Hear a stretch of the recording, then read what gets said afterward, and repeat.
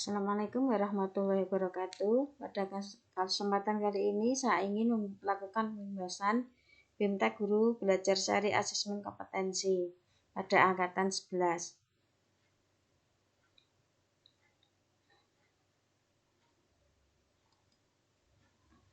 Pertama kita masuk ke link, kemudian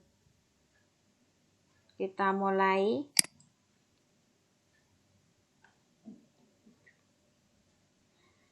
Akan keluar pengumuman Bapak Ibu guru hebat peserta yang dinyatakan tidak lulus BIMTEK Guru Belajar Syari Asesmen Kompetensi Minimum AKM jika berada dalam kondisi 1. Tidak menuntaskan BIMTEK sesuai waktu yang ditentukan.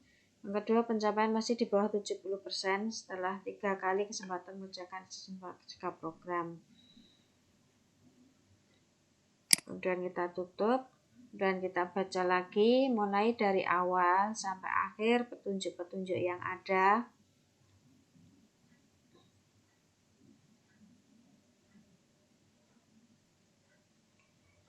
Anda akan melakukan serangkaian kegiatan pembelajaran secara mandiri melalui program pembelajaran otomatisasi dengan alokasi waktu selama 32 jam pertemuan yang dapat kita atur secara fleksibel. Jadi ini tidak mengganggu aktivitas pembelajaran kita karena bisa kita atur jam-jamnya. Selanjutnya kita mulai langkah awal, yaitu ini ada orientasi guru belajar Syari Asesmen Kompetensi Minimum. Kita klik, kita buka, muncul seperti ini. Orientasi guru belajar Syari Asesmen Kompetensi Minimum.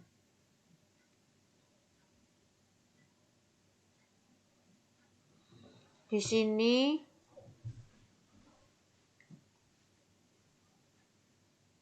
program ini bertujuan untuk menjawab berbagai persoalan guru dalam menghadapi asesmen kompetensi minimum, diantaranya 1. Berkembangnya miskonsepsi tentang asesmen nasional.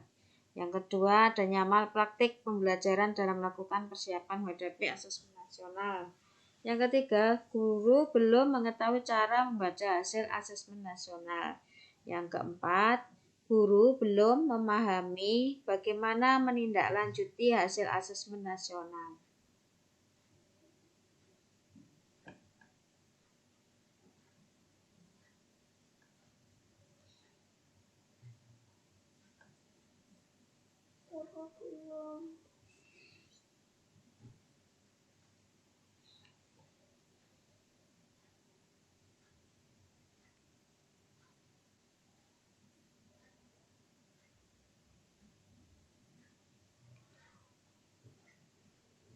Setelah ini kita lanjut latar belakang dan kebijakan asesmen nasional.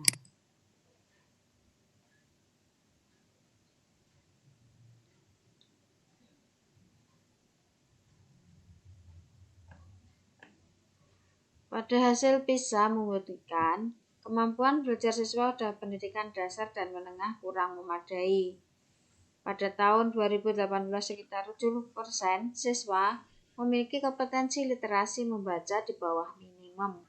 Sama halnya dengan keterampilan matematika dan sains, 71% siswa berada di bawah kompetensi minimum untuk matematika dan 60% siswa di bawah kompetensi minimum.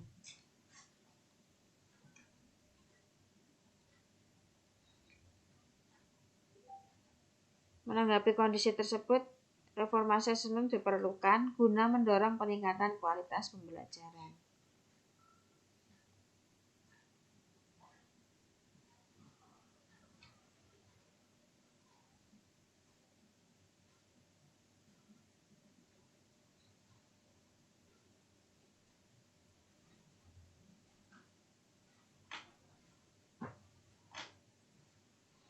Dalam hal ini AN diterapkan untuk mengevaluasi kinerja dan mutu sistem pendidikan.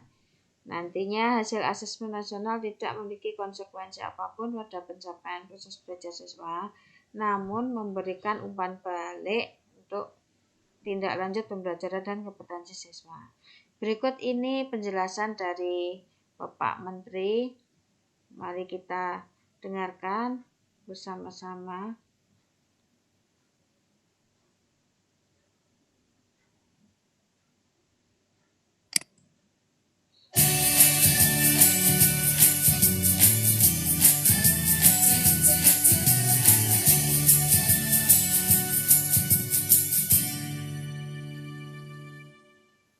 Assalamualaikum warahmatullahi wabarakatuh.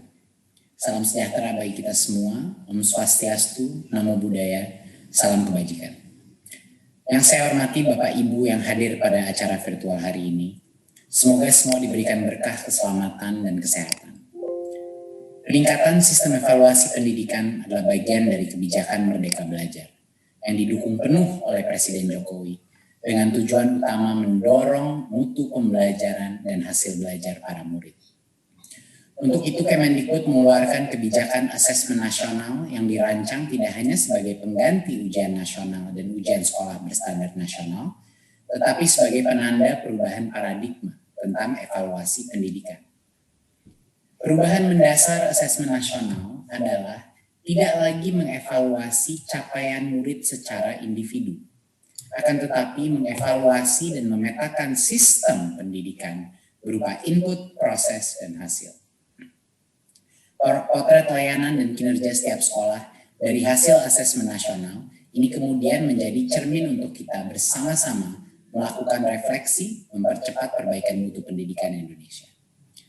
Asesmen nasional terdiri dari 3 bagian, yaitu pertama, asesmen kompetensi minimum atau AKM.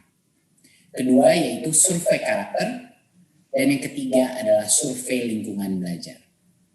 Asesmen kompetensi minimum atau AKM dirancang untuk mengukur capaian murid dari hasil belajar kognitif yaitu literasi dan numerasi. Kedua aspek kompetensi minimum ini menjadi syarat bagi murid untuk berkontribusi di dalam masyarakat, terlepas dari bidang kerja dan karir yang ingin mereka tekuni di masa depan. Fokus kepada kemampuan literasi dan numerasi tidak kemudian mengecilkan arti penting mata pelajaran, karena justru membantu murid mempelajari bidang ilmu lain, terutama untuk berpikir dan mencerna informasi dalam bentuk tertulis dan dalam bentuk angka atau secara kuantitatif. Jadinya kemampuan literasi dan numerasi adalah kemampuan yang akan berdampak kepada semua mata pelajaran yang diajarkan dan dipelajari oleh murid-murid kita. Bagian kedua adalah dari asesmen nasional adalah survei karakter yang dirancang untuk mengukur pencapaian murid dari hasil belajar sosial emosional berupa pilar karakter untuk mencetak profil pelajar Pancasila. Dengan 6 indikator utama yaitu beriman dan bertakwa kepada Tuhan Yang Maha Esa serta berakhlak mulia. Kedua, kebinekaan global. Ketiga, kemandirian. Keempat, gotong royong. Kelima, bernalar kritis. Dan Nah, demikian untuk pengibasan ini. Semoga bermanfaat. Wassalamualaikum warahmatullahi wabarakatuh.